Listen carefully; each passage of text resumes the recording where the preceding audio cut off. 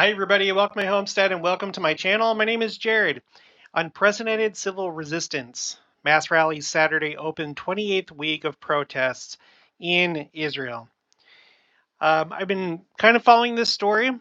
I was actually surprised to see that this is still ongoing. It seems like there's been another flare up. I wasn't sure if this had kind of tapered off, if it was done, what was going on, but no, it's still going. And according to this article, it's going to be really bad next week. So I want to talk about Israel and Israel's security situation, like the big picture, the best that I can do anyway. I'm going to show you some articles to support what I'm about to say. And we're just going to see how things are right now with Israel. And obviously, Israel is a country that we should keep our eyes on because if Armageddon and the final war and the final siege on Jerusalem are literal, and I think they are, some people would tend to think that it's just spiritual. And I think that there could be like a dualism there. Like, for example, Sister Nelson saying that in the lead up to the 2022 October General Conference, they had never seen such resistance and attacks on the church. You could say that the church is spiritually surrounded, so there probably is a spiritual aspect to it. But I do tend to think, based on everything that I've studied, everyone seems to suggest from all the different quotes, all the different general authorities, that it is going to be an actual war. I've made the case in a previous video that this war has essentially been ongoing since Israel became a nation. It's just such a big war that it's divided up into multiple wars and multiple skirmishes and multiple intifadas or uprisings, rebellions, So I think that we've been seeing it since the inception of Israel. And I wouldn't be surprised if all of a sudden, in very short manner, all of a sudden we see war like we've never seen in Israel happening. All the while, this entire time, this entire 75 years, the whole world mostly being against Israel. So we're going to look at where we're at right now. Could this somehow lead to that final conflict? Yeah, it could. So what I did on my second coming timeline, I decided to include these protests since they're ongoing and they seem to be a big deal. And there's new developments where, once again, uh, the military, like people in the military, are threatening to step away from their post in protest over the judicial overhaul.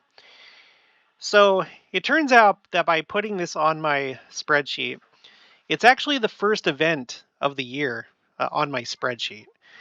And it started on the 7th of all days, the 7th of January, 2023. It should be 2023. There we go. Okay. So just as a recap, what happened was because Israel doesn't have a constitution, somehow their government works, and it's based on the Declaration of Independence, and it does resemble a constitutional government, but there's this issue about how much power the judicial part of the government, how much power it has, and how it interacts with the other powers of government, and so I haven't heard anything about setting up a constitutional convention to actually go ahead, because the reason why they didn't do it in the first place when it first became a nation is they wanted the exiles that have been dispersed throughout the world in the diaspora to come in that at some undetermined time in the future, then they would go ahead and sit down and have a constitution. And that just hasn't ever happened. And so now Netanyahu's government wants to make this change, wants to put some checks in place over the judicial, and people aren't happy about that. And this has affected Israel's security, and it's adding instability to the country from within. So it started on January 7th, and then this year in April, you had Ramadan and Passover, which overlapped, and things were looking really bad at that time. It seemed like a perfect storm. There were clashes at the Temple Mount, and there were skirmishes and stuff like that. But things did finally calm down, and so I was like, oh, okay, I guess we avoided that. Well, some more things happened later in the year. So on the 9th of May, from the 9th of May to the 13th of May, there was Operation Shield and Arrow. That was in response to a barrage of rockets that came from the Gaza Strip, fired not by Hamas, which is in control of the Gaza Strip, but by the Palestinian Islamic Jihad. And so they carried out that operation, and then things, from what I can tell, things pretty much cooled down. Then, a little bit later, June 29th or 26th, so now we're talking about less than a month ago, there were 2 rockets fired from the West Bank, from the city of Jenin, for the first time in 18 years. So I think that led to what's going on right now. Now, I'm not going to go further up on the timeline. Let's just take this a step at a time. So let's go back to this story about these upcoming protests. And by the way, protests where you see all this kind of imagery right here with all different sorts of flags. So all the loonies are coming out. Everyone's coming out from the woodworks. You have people that knows what's best for Israel. People that wear, capes like this. I guess that's probably a flag. People with pink hair. People with stormtrooper hat or stormtrooper shirts, and these are the people that know what's best for Israel. And that's not all of them. That's not all the protesters, but there's always going to be those groups. They're just looking for a good time. They just want something to rage at. They want to come out and have fun with their friends, and it's mostly just like it's virtue signaling, essentially. Like, look at me, we're actually doing this, and it's to show off. There's probably some genuine ones. Yes, there's probably some genuine ones, but I'd be willing to bet that if you could see into the majority of their hearts, this is all just for show, for each other, and to solidify their beliefs together, their unity, whatever. Okay, so here's the article that we're going to be looking at, the Times of Israel. Unprecedented civil resistance, quote unquote. Mass rallies Saturday. That's right now.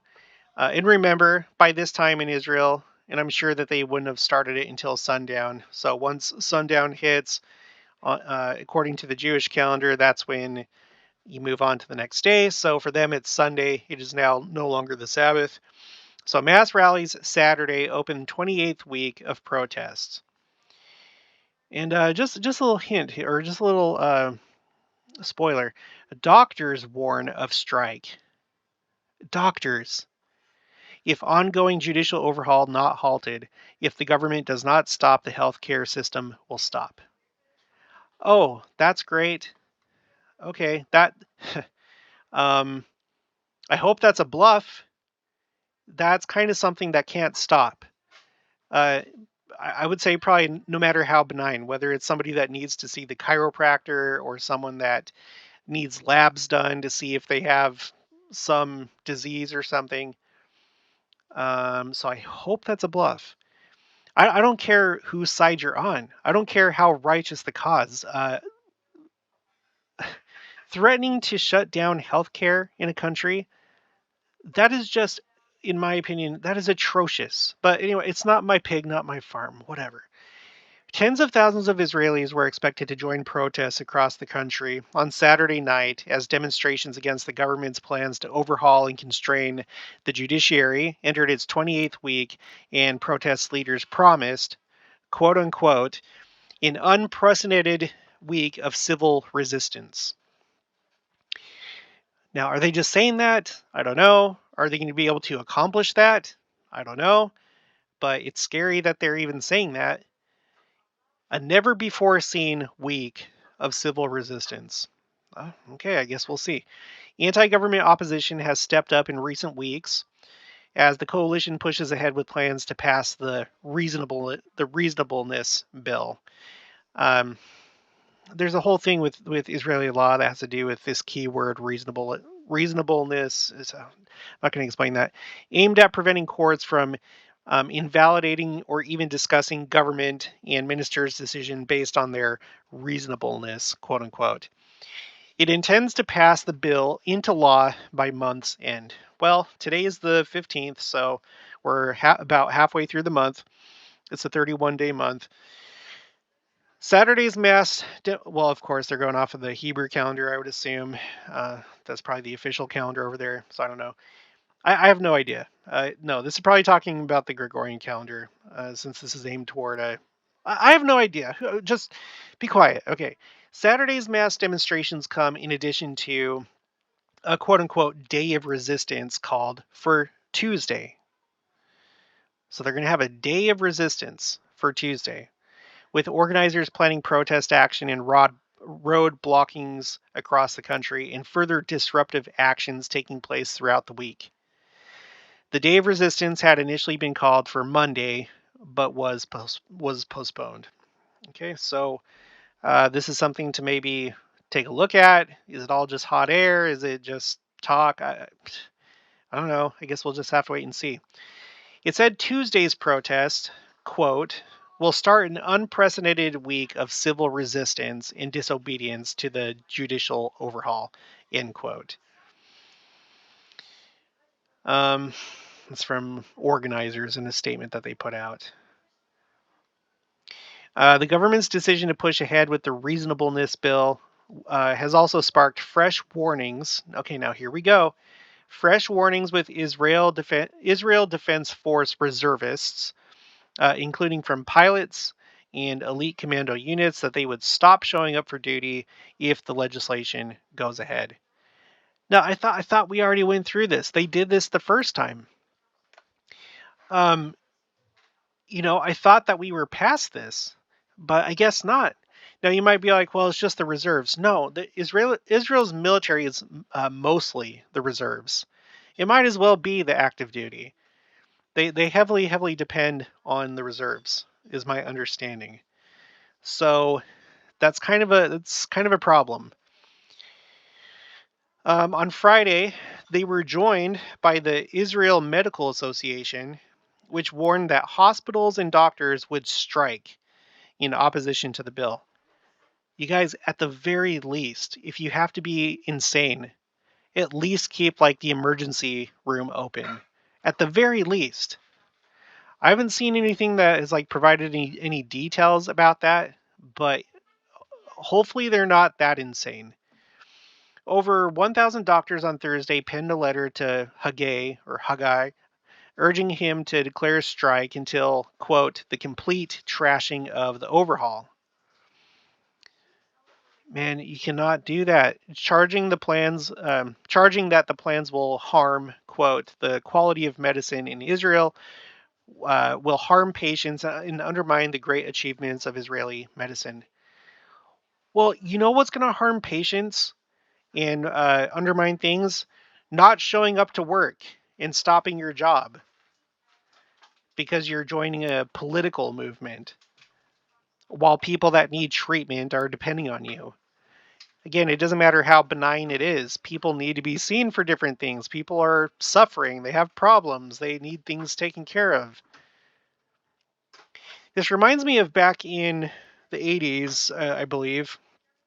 I was either not alive yet or a baby at the time when the air traffic controllers across the United States all went on strike, and then Ronald Reagan fired them all. He fired them all. He said it was irresponsible. That has to do with safety. There has to be air traffic control. So they all came back to work, and then once replacements were trained, they were all let go. Now, it's not the same with hospitals and medicine, or at least I don't know how things work over there, but I doubt that they can all just be fired. But it's just, to me, it's outrageous. It's just my opinion. The warnings of harm to medical sector join similar warnings issued by high-tech workers, economists, lawyers, and military officials, all cautioning that the legislation, if passed, if passed, would harm Israel's democracy, economy, and security. You guys, what do you call this? Like, is this how things work in civilized society, where elected officials are doing things legally, and you don't like it, so you throw yourself on the ground and kick your legs and you scream until you get your way? This is not the right way to do it. The right way to do it is to not have let Netanyahu become prime minister in the first place. And if he becomes prime minister, sorry, be more involved in politics, but not in this way, the right way. Don't block people trying to drive from point A to point B. Don't stop people from going to the hospital or to see their doctor. Don't put the nation's security at risk. That is not how you do it. Sorry. Again, it's just my opinion. I don't think it's not civil. It's not right. So anyway, it goes on to talk about how let's see. Weekly Saturday night rallies have drawn hundreds of thousands of people nationwide, and this week will again be centered on Tel Aviv. And then additional major protests are planned for Haifa, Jerusalem, Netanya, and then these other cities. Knesset Constitutional Committee Chairman Simcha Rothman plans to push his reasonableness bill through the Knesset committee next week, with the controversial legislation set to become law the following week. So hence, like 2 weeks from now. So essentially the end of the month. So 2 weeks. So if that happens, what happens after that? I don't know. Is the country going to just be thrown into chaos? Well, it looks like that's what they're planning on, starting on Tuesday. But I guess we'll see if it is all just show and it's just talk, or if our worst fears are realized. The legislative push, which resumed after a several-week hiatus to allow for talks, continues to raise tensions between the government and its opponents. A Channel 12 poll Friday showed a full 67%. That's an interesting number because you think about the Six-Day War, which happened in 1967. But anyway, that's a pretty good majority. A full 67% of Israelis fear civil war. Another 29% said they did not, while 4% said they didn't know. That was another thing that I had covered earlier in the year. There was talk of civil war, and I didn't really know how likely that was. I still really don't, but I don't know. There's a poll for you from Channel 12. If somehow, I feel like that's unlikely, but I think anything's possible because we're in the last days. It's painfully evident that we're getting closer and closer to the second coming. So just like so many other events, like for example, I have this up because I'm possibly going to do a video about this. Here's the United States. You see this big dark cloud that looks like a Nike swoosh? This is smoke coming down from Canada. It's coming down through Montana, North Dakota, South Dakota, Nebraska, Iowa, Missouri, northeast Kansas, not down to Wichita though, so that's nice for us. And still, here you have Illinois, and so, who could have predicted this? Of course, the climate people, they'd be like, well, yeah, we knew this was going to happen or something like this. But no one could have precisely predicted, I don't think, that Canada was going to have its largest wildfire season this year. It's already happened. So every day that goes by, it's just getting bigger and bigger and bigger in a worse and worse and worse fire season of all time. So, Civil War, I don't know. I guess I wouldn't be surprised. And if there's civil war, Well, I can think of a few people and a few groups that might be thrilled at that prospect. So earlier this year, um, this article is dated April 20th. It says Gallant, he's the Minister of Defense. Gallant warns multi-front war far more likely for Israel than limited conflicts. So, what does that mean? I should have pulled this up before. Israeli wars. So, I've referred to this a few times, and I love how the highlights are still there. I love this little add-on to Chrome. So, the ones that I have highlighted were what you would think of as like actual um, wars, like war the way that you would think of it. The other ones are smaller conflicts or kind of like drawn out wars, like the War of Attrition. You had, like I said, there were a couple uprisings. You had the first Intifada right here, 1987 to 1993, and then the second Intifada, which I remember that. I was in high school at the time, but I remember that making big news from 2000 to 2005. Right, Lebanon War, but it's not really like a huge war. So you can see that they've essentially had, in my opinion, and from what I can tell, basically three big wars: the War of Independence, the Six-Day War, and then the Yom Kippur War. Okay. So all these other ones just kind of like limited skirmishes, smaller scale wars, rebellions, stuff like that. So as we go back to this article, what he's talking about, it seems to be like an actual war made up of several different fronts. Okay. In fact, I think I have some of the stuff. I have some highlights here. Defense Minister of Gallant warned on Thursday that Israel would likely no longer see limited conflicts on single fronts, but rather would have to face a multi-front escalation in the near future. I think that's all I have. That's him right there. This is Gallant.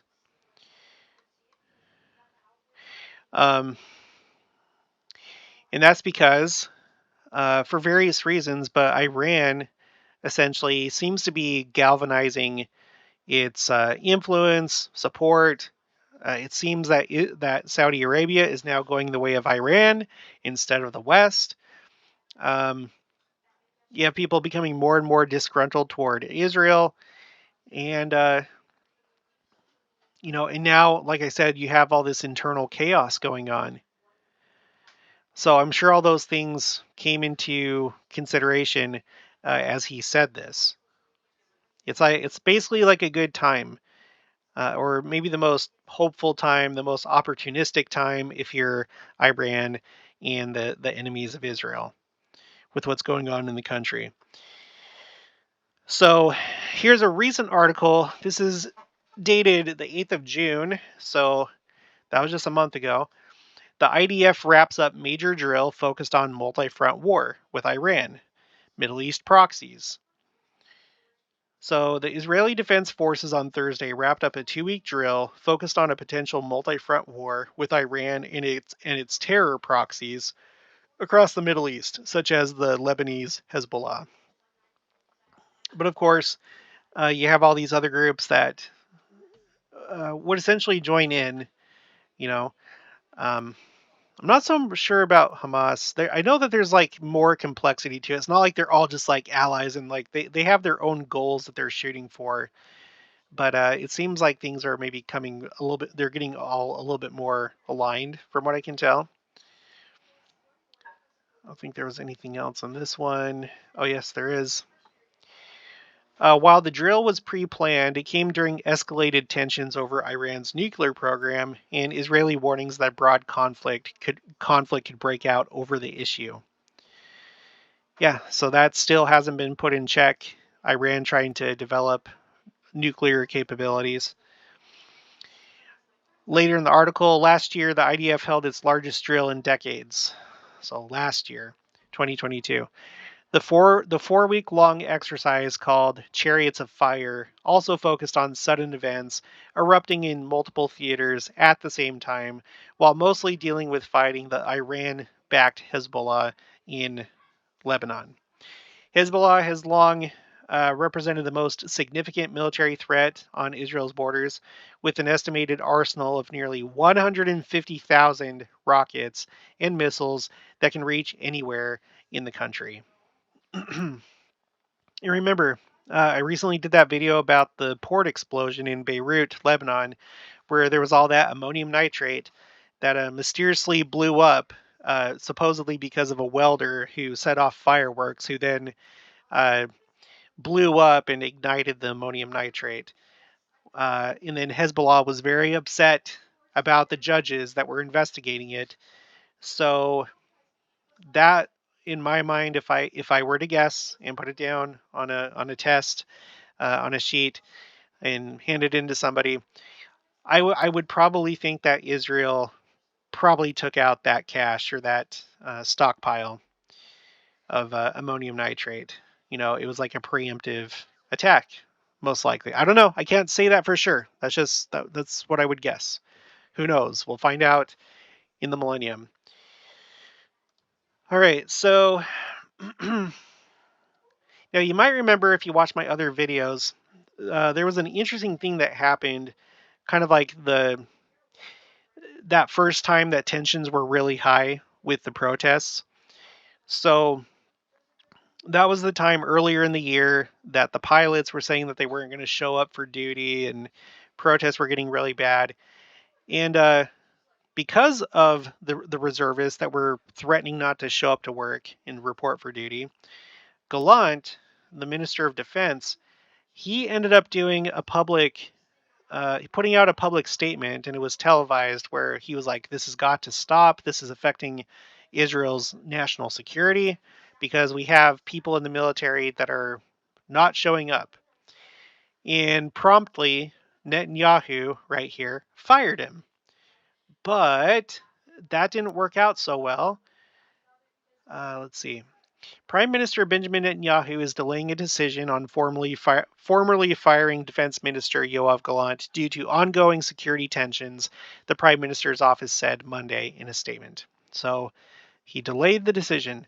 Quote, "In light of the ongoing security situation, Prime Minister Netanyahu will only make a decision regarding the defense minister at a later date." End quote. The statement read, without elaborating on the nature of the security situation. But it's pretty clear what that was. But last Sunday's announcement sparked spontaneous mass protests. So when he fired Gallant, immediately it sparked spontaneous mass protests in Tel Aviv and across the country that continued into the early hours of Monday morning.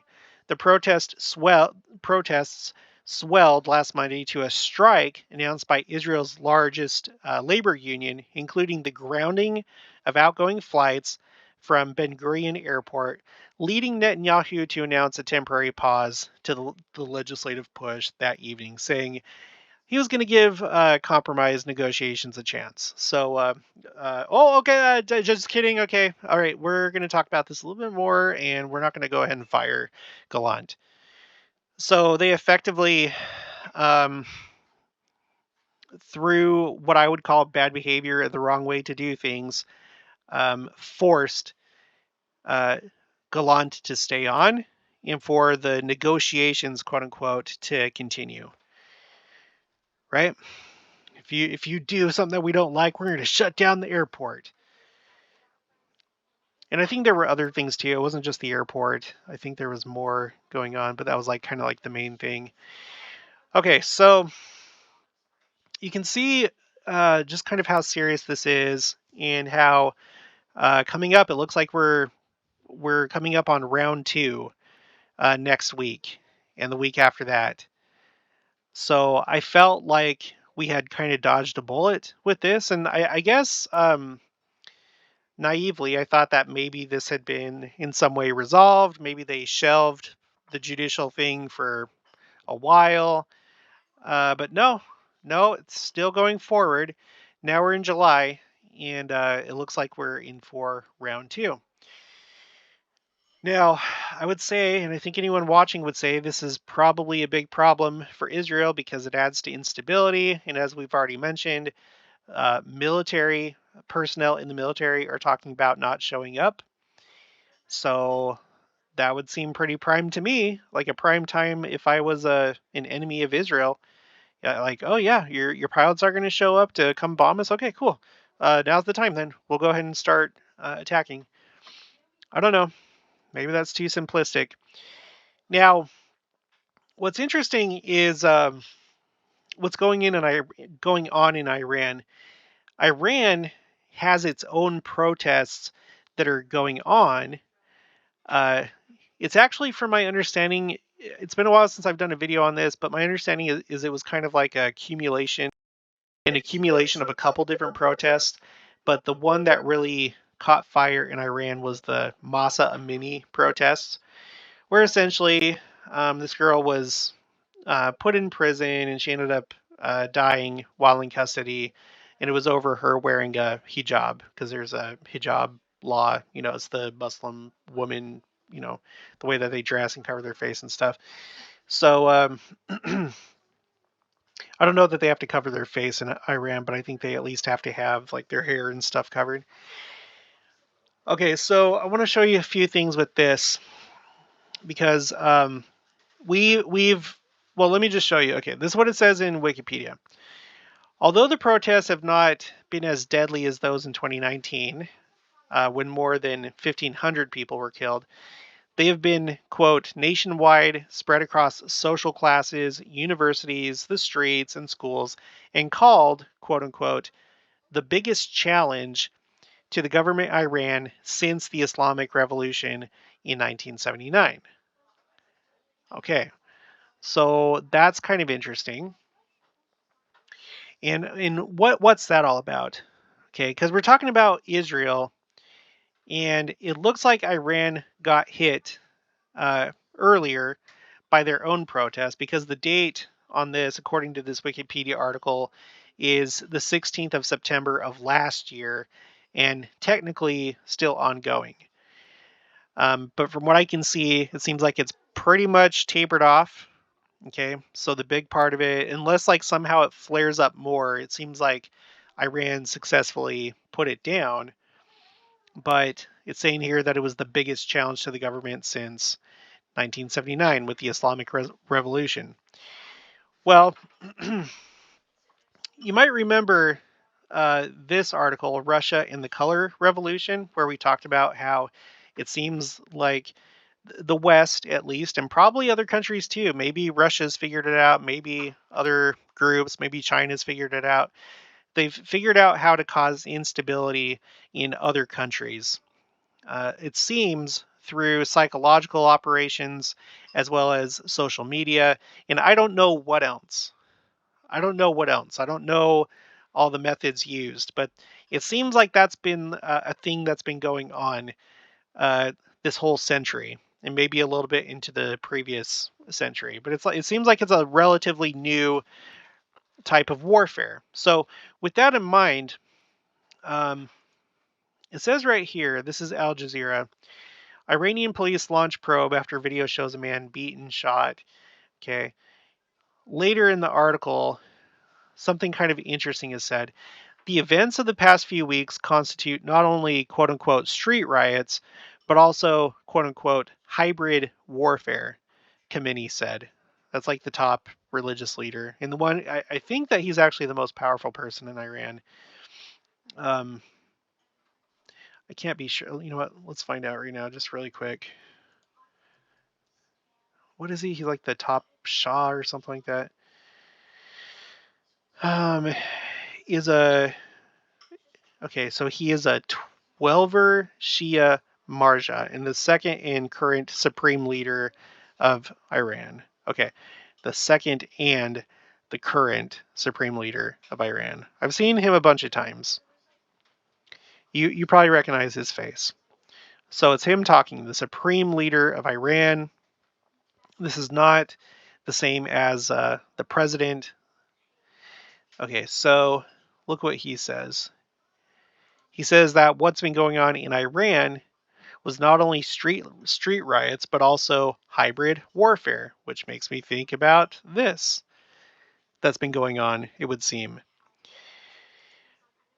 Okay, quote, enemies, meaning the U.S., the Zionist regime, Israel, some insidious and treacherous European powers, and some groups came to the field with everything at their disposal and tried to hurt the nation using their intelligence and media organizations and social media and employing past experiences in Iran, he added. So, the reason why I'm bringing this up is whoever did it, if he's right, and I can't say that for sure, obviously, I'm not an intelligence officer, but if that is what's actually going on, if the West or Israel were trying to uh, get the Iranians to overthrow their government, it seems like it's failed because, from what I can tell, this is basically petered out. In fact, yes, I had this highlight. According to France 24, protests, quote unquote, had dwindled across most of the country by March of 2023. So we are now 4 months after March, and I assume that's still the case. I don't see very much news about it. I went to the Institute for the Study of War because they were following that situation, but I don't see any recent entries on their website about it. So that the fact that they were able to put this down, what they perceive to be an attack from the outside from other forces, it may embolden them at this point. And remember, so they were dealing with this earlier in the year when there was kind of like that first flare up in Israel with the judicial overhaul. But now they've successfully put down their own protest, and now they might feel emboldened. And now it's like, okay, cool, here we go, round two, and we're going to be there this time. I can't say that for sure. I'm just kind of like looking at the facts. But that may either way, it's probably not good that these protests are still going on in Israel. Now, some more recent news and recent developments. So this is June 26th. 2 rockets fired at Israel from West Bank for the first time in 18 years. Let's look at a map. Israel. Well, no, let's do this. West Bank, Israel. Let's go to the map, please. You should know what that is. Google. Okay, well, the West Bank is right here. You see this dotted line? It's this piece of land right here. So typically, rockets, whenever they're fired at Israel, they come from the Gaza Strip, most recently from the Palestinian Islamic Jihad. Not Hamas this time, but that has happened in the past. And then from up here, from Hezbollah, in operating out of Lebanon. Okay, so it's saying that out of the ordinary, for the first time in 18 years, rockets were fired from the West Bank, specifically from. I thought I'd be able to find it. There it is, Jenin, up here, Jenin, in the northern part of the West Bank. All right, so what do we got? Palestinians launched 2 rockets towards sovereign Israel from the Jenin area on Monday morning, the IDF reported. They landed inside Palestinian Authority territory without hitting any Israelis or Israeli locations. It was the first time a rocket was fired at Israel from the West Bank in 18 years. I don't think I have anything else from this one. So I don't know what was going on there, but it seems like it was an escalation of some sort. Okay. So that made news, and that kind of adds some validity to what Defense Minister Gallant said, that likely there's a multi-front war that's coming. Now, well, I think I have it in an article. Okay, I'm going to say something, but I'm going to see if it says it in this article first. Okay, so later, Okay, so this was, what was it? It was June 26th that these two rockets were fired.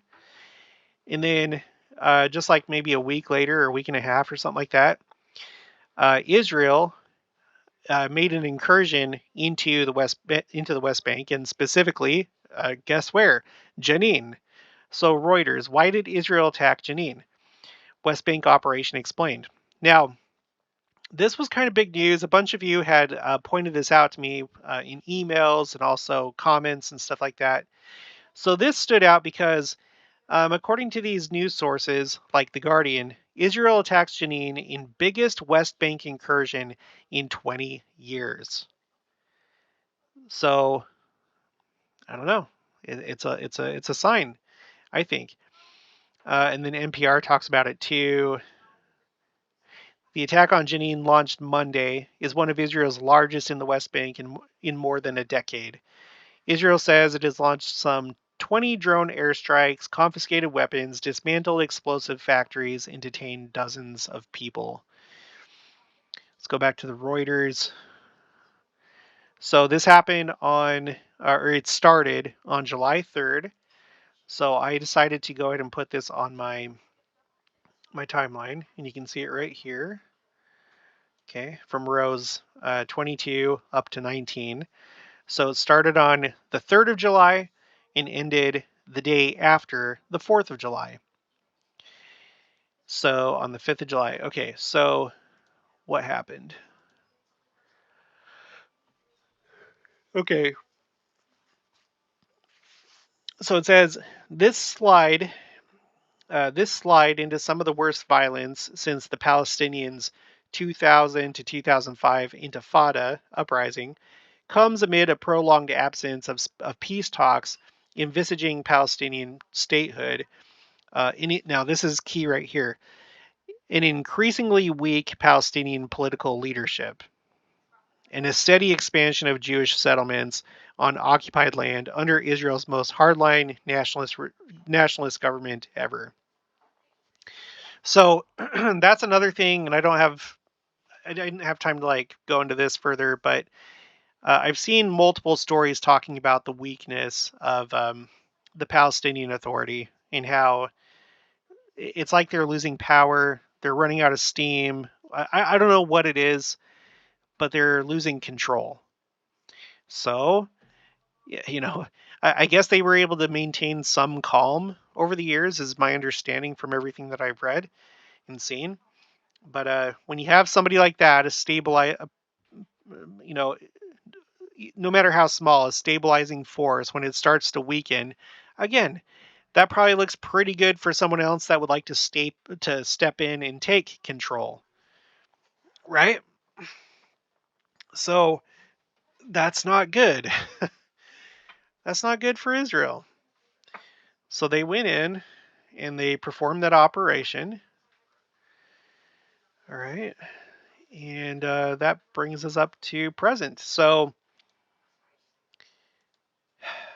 I guess I just don't really know what to think. I was hoping that this whole thing with the judicial overhaul had somehow been resolved or been indefinitely put off or, whatever, something. But no, it's still going. And if these threats have any credibility, it sounds like the next couple weeks are going to be pretty turbulent. And if they are, then it's probably going to embolden Iran, Hezbollah, the people firing their rockets from the West Bank, the Palestinian Islamic Jihad. I don't know about Hamas. What I've seen about them is like they're more concerned about maintaining control and power over the West Bank. And so they have to be careful with where their funds go and like I don't know. I'm not going to get into all that, but anyway, and it seems like I remember some reports saying that it seemed like Iran in the last flare up when all those rockets were being fired at Israel from the Gaza Strip, that Iran was trying to like, coordinate efforts, but it didn't end up happening. So I don't know if that means that this time around it will. And remember, to exacerbate this whole problem, we have this war going on in Ukraine. And the West, NATO in particular, well, not just NATO, Europe and the United States and Canada and the Western powers, uh, they're really worried about Russia right now and what's going on there. And they're worried about China. And, they still obviously have an eye on what's going on here. But when you have your main ally and its attention is divided, that makes things less secure for you. And that's another thing that Israel's enemies would probably take advantage of. That's why it's kind of a perfect storm. When's the next time going to be where there's going to be massive protests around the whole country and talk of civil war? When's the next time going to be? I'm not aware of any time, really, that they've talked about civil war in Israel. There may have been one time, but obviously it didn't happen. But these situations don't just come around every day. And Israel's enemies, they're not stupid. They're not blind to that fact. So things could be ripening. This could be very serious. And I wouldn't be surprised if suddenly, in a day, in a week, if we find ourselves in a full-on conflict and potentially invasion of Israel. And you might be like, no. Well, it's happened before. That's what we call the Yom Kippur War. They chose to invade on Yom Kippur. That's the holiest day of the Jewish year. It's the Day of Atonement. So you'd see why they would pick that day to attack. And it was a surprise attack. Israel still won. But it says here, the war began with a surprise joint attack by Egypt and Syria on the Jewish holiday of Yom Kippur. Now, I have acknowledged before that this is not 1960, or what year was that? This is not 1973 anymore. Our technology is much more advanced. Our intelligence is much more advanced. We have satellites. I don't know when they started using satellite imagery for intelligence purposes. If you're a military buff, feel free to put that in the comments below. But I can only imagine that intelligence techniques using satellites had probably improved, and imaging has probably improved, and there's probably more satellites since 1973. So I would assume that, if anything, our capabilities are better. It's unlikely that there's going to be a surprise attack like that, of like a conventional invasion, like ground invasion of Israel. We would detect it as it gets going. But there probably are things that could pop off really quick, most likely with Hezbollah, Palestinian Islamic Jihad, Hamas, and these other groups, because they're already positioned for war, And of course, Israeli intelligence probably has a pretty good idea of what they're actually capable of. They have their eyes on them, but I'm just saying that anything's possible. Anything's possible. Let's not put limits, because otherwise you're just going to be really surprised when someone pulls off something that you didn't think that they could. All right. Well, that's going to be it for this one. So let's keep our eyes on next week and the week after that. Let's pray that peace will be maintained and Israel will be okay. And if you haven't already, please make sure to subscribe, like this video if you liked it, leave your thoughts and opinions down in the comments below. Also make sure to share it. And I'll talk to you guys later.